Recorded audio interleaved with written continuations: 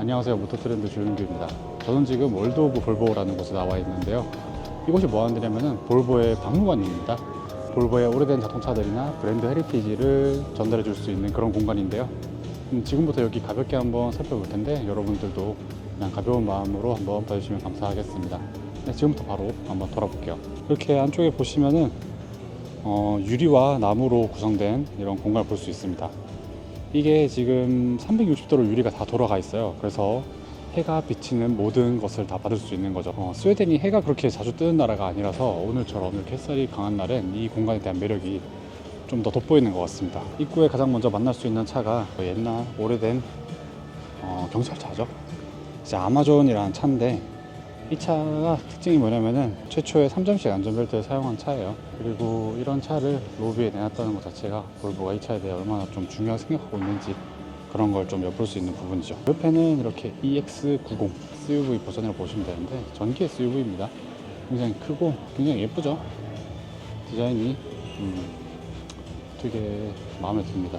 XC90이랑 뭐 굉장히 많은 디자인 부분들을 좀 공유하고 있는 느낌도 있고요. 그 옆에는 볼보 FH, 이 차가 전기 트럭인데요. 보시는 인터내셔널 트럭 오브 더 이어 2024, 올해의 트럭, 이런 상을 받은 트럭이기 때문에 이렇게 로비에 전시를 해놓는 것 같습니다. 그리고 이것을 보시면은 이 높이가 70m 정도 된다고 해요.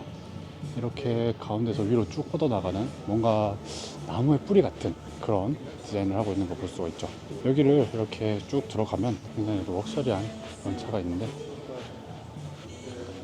이 차가 PV65라는 차입니다. 우리가 옛날 차라고 하면 생각하는 그런 특징들을 많이 가지고 있고요. 그릴 보시면은 우리 볼보의 그릴에서 볼 수 있는 그런 특징들을 이때부터 볼 수 있는 걸 확인할 수 있습니다. 그래서 이 차에 대한 설명을 보면은 더 월드 모스트 뷰티풀 볼보, 가장 아름다운 볼보다, 이런 걸 자랑하고 있는 거 볼 수 있네요. 자, 여기서부터 전시 공간이 시작됩니다. 이런 좀 약간 예술적인 그런 조형물들이 많이 있더라고요. 몇푼 거울로 되어 있고, 평일 낮 시간인데 관람객들이 꽤 많아요. 들어가 볼게요. 아이들을 위한 이런 전시 공간도 마련되어 있고, 이런 것들이 볼보의 안전 철학을 광고하는 그런 곳이라고 하고요. 여기 보면은 볼보 트럭의 앞머리 캐빈이죠. 캐빈을 전시해 놓고 이곳을 타볼 수 있도록 이렇게 마련한 걸 볼 수 있습니다. 요거를 마련한 이유가 뭔지 보니까 시트 포지션 뭐 이런 내용이 있어요. 그래서 진짜 운전자가 어떤 자세든지 그걸 딱 맞출 수 있다, 이런 자신감이 담긴 공간이라고 볼 수 있습니다. 화살표 따라가 보면은 이렇게 운전을 체험하는, 다 약간 아이들을 위한 그런 공간이라고 볼 수 있죠. 여기도 좀 신기하더라고요. 여기가 뭐냐면은 이제 운전자의 감정을 분석하는 그런 기술, 그런 거를 좀 표현하는 그런 곳인데, 여기 서 있으면은 이제 운전자의 얼굴을 분석해서 감정을 좀 뭐 활용한 그런 기술을 연구 중인 걸 좀 보여준다고 해요. 이런 거 보면은 이제 사람이 웃으면은 이렇게 안에 있는 그래픽이 더 크기가 커지고 그런 거 볼 수가 있습니다. 그래서 웃는 모습, 여기는 화난 모습, 그리고 돌아가면은 뭐 놀라거나 슬프거나 이런 감정 분석을 또 안전기술을 활용을 한다고 하는데, 이렇게 운전을 하다 보면은 화가 나거나 뭐 즐겁거나 슬프거나 놀랐거나 이런 것들이 다 운전 안전에 영향을 준다고 볼보는 생각해서 저런 기술을 연구하고 있다, 이런 거를 좀 강조를 하더라고요. 이 부분도 좀 인상적이었어요. 여기에 사진 걸린 분들이 어떤 사연을 가지고 있냐 물어보니까 다 이제 볼보의 안전기술로 목숨을 건진 사람들, 그 사람들의 얼굴을 이렇게 담아 놓은 거라고 하더라고요. 45명이 타고 있는 버스가 뭐 전복됐는데 아무도 다치지 않았다거나, 임산부가 안전벨트를 했는데 사고가 나도 모두 안전하다거나, 그런 사연들이 있다고 합니다.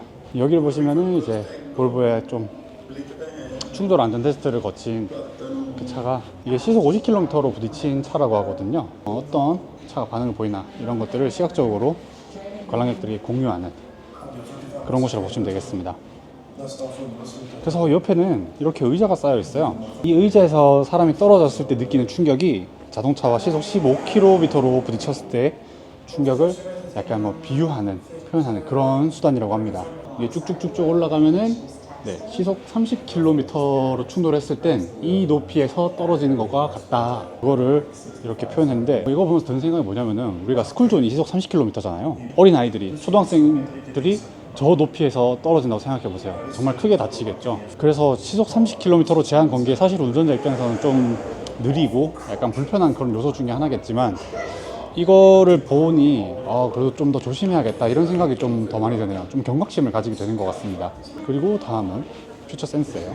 이 전시 공간은 볼보의 이런 라이다, 센서 기술 이런 것들을 시각적으로 표시해 놓은 곳입니다. 여기부터 좀 되게 재밌던데, 사실 우리가 뭐 라이다 말만 하지 이게 어떻게 뭐 인식을 해서 차 계산하는지 그런 건 모르잖아요.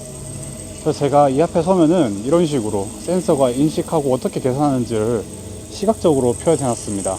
이게 실제로 이런 식으로 해서 계산이 되고 뭐 이런 건지는 제가 정확히는 모르겠는데, 이런 식으로 보니까 되게 복잡하구나 이 센서 기술이 엄청 복잡한 거구나 그런 게 느껴지네요.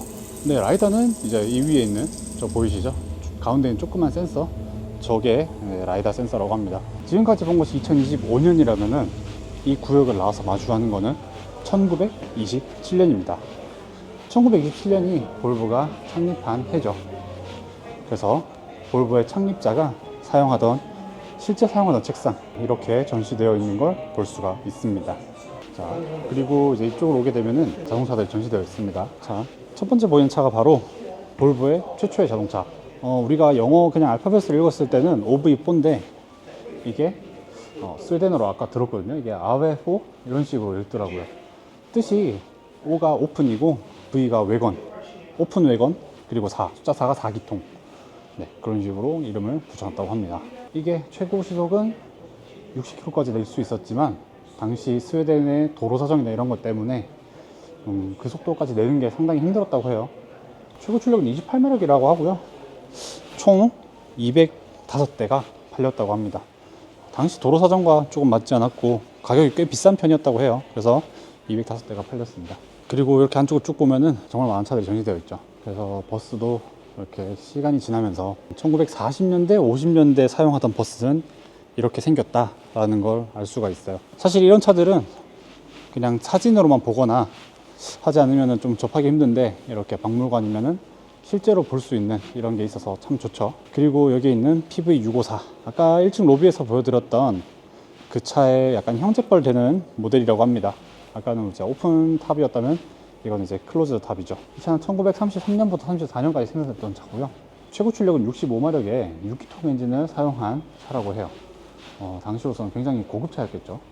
그래서 아까 봤던 이런 볼보의 약간 시그니처라든지 이런 것들이 이런 차부터 지속되었다라는 걸 알 수가 있죠. 자, 지금 보신 이 차가 볼보의 역사에서 굉장히 중요한 차 중에 하나입니다. 이름은 아마존이고요. 1956년부터 1970년까지 생산됐고, 판매는 약 66만 대, 66만 7천 대 정도 팔렸다고 해요. 이 차가 왜 중요한 차인가 라고 생각해보면, 바로 우리가 지금 사용하는 3점식 안전벨트에 최초로 적용했던 차라고 합니다. 그런데 이 차의 실내를 보시면 3점식 안전벨트가 없어요. 왜일까요? 바로 그때는 안전벨트가 옵션이었기 때문이에요. 근데 그 당시 사람들의 인식에는 굳이 내 목을 쬐는 것 같은 느낌의 그런 안전벨트가 필요한가 해서 3점식 안전벨트를 옵션으로 선택한 사람이 그렇게 많지는 않았다고 합니다. 그래서 이때까지만 하더라도 헤드레스트가 없고 2점식 안전벨트를 사용한 차들이 주로 있었던 거죠. 또 오른쪽에 보시면 이 빨간색 쿠페도 볼보에겐 굉장히 중요한 차 중에 하나라고 합니다. 볼보의 1800S라는 차인데, 여기 보시면 숫자가 500만이 적혀 있죠. 미국의 어떤 한 교사가 이 차를 타고 500만 킬로미터를 실제로 주행을 했다고 합니다. 그래서 뭐 엔진의 수리 과정이 정말 많았겠죠. 근데 엔진의 원형은 변형하지 않고 수리를 할 때마다 필요한 부품들을 교체를 했기 때문에 엔진의 넘버라든지 이런 거는 출고 상태 그대로라고 합니다. 그래서 이 차가 세계에서 가장 공식적으로 많이 달린 자동차로 기네스북에 등재되어 있다고 해요. 그래서 뭐 그 당시에 붙였던 것만 같은 이런 스티커들, 뭐 이런 것들도 원형 그대로 유지되어 있습니다. 그러니까 500만 킬로미터는 1966년부터 2013년까지 달린 기록이라고 합니다. 사실 저는 여행을 가서 그 도시에 있는 박물관 가는 걸 되게 좋아하거든요. 특히 그 주제가 자동차라면 더 말할 것도 없고요. 지금 여기는 이제 견인차가 있는데 이 견인차에 매달려 있는 이 차가 또 굉장히 특별한 차라고 해요. 보시면은 앞서 보여드렸던 차랑 다르게 굉장히 세월의 흔적을 고스란히 복원을 거치지 않고 그대로 놔둔 걸 알 수가 있는데, 이 차가 바로 볼보의 창립자가 실제로 타고 다녔던 차라고 합니다. 이 차는 당시에 그렇게 인기가 좋지는 않았다고 해요. 이유는 이렇게 그 당시 기준으로 미래지향적인 디자인 때문이었다고 하는데, 보시면 아까 보여드렸던 차랑 다르게 여기 이렇게 매립되어 있죠. 이렇게 헤드램프가 매립되어 있는 이런 스타일이라든지 유선형으로 매끈하게 해놓은 이런 디자인들이 그 당시 사람들에게는 그렇게 와닿는 디자인이 아니었다고 합니다. 그리고 볼보 850 BTCC, 세계에서 가장 빠른 에스테이트 외관이죠. 실제로 이제 레이스카로 뛰던 그 차입니다. 그래서 지상고가 말도 안 되게 낮아요. 보시면은 휠하우스가 휠을 약 한 5분의 1가량 정도 먹고 있는 거를 볼 수가 있죠. 이때 당시에 이게 외관 중에 가장 빠른 차. 실내도 뭐 그대로 잘 구현되어 있고요. 이쪽으로 좀 더 가볼게요. 여기를 가보시면은 아까 이 공간은 이제 긴급 출동 차들을 모아놓은 그런 구역이라고 해요.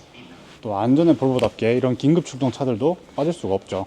당시에 이런 차들 실제로 활동을 했던 그런 차들이라고 합니다.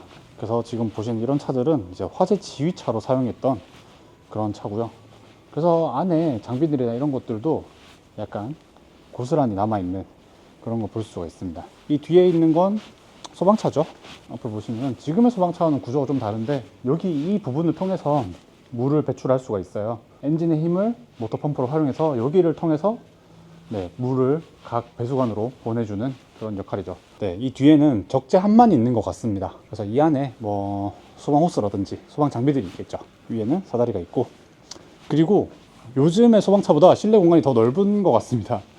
지금 카메라로 보이실지 모르겠는데요, 이렇게 쓱 훑어보면은 안쪽에 있는 공간이 생각보다 되게 넓어요.